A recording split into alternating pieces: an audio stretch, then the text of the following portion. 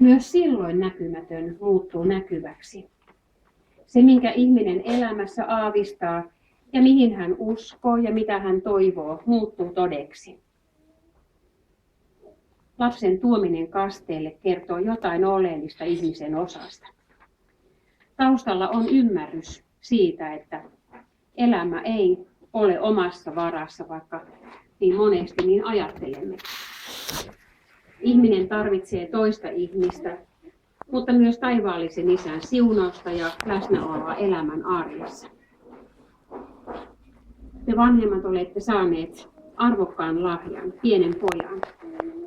Samalla te olette saaneet tärkeän tehtävän huolehtia siitä, että hän saa kasvaa kristittynä.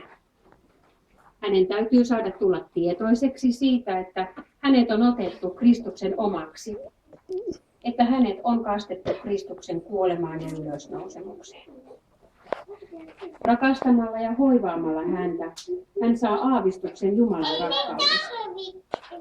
Elämällä aidosti anteeksi antamuksen ja rakkauden ilmapiirissä hän oppii elämään kristittynä.